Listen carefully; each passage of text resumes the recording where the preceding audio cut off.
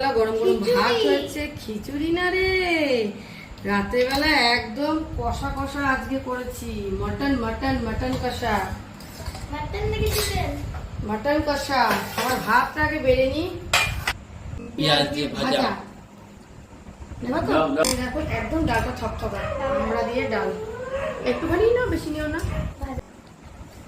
পনিরের তরকারি, পটল দিয়ে আলু দিয়ে খুব ইচ্ছে করছিল এভাবে তরকারিটা খেতে, কিন্তু এর নিচে কি আছে জানো?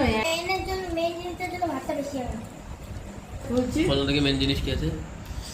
মটন কষা, পুরো কষা কষা করেছো দেখি। কষা কষা করেছি, রাত্রেবেলা খাবো দেখি কষা কষা করেছি।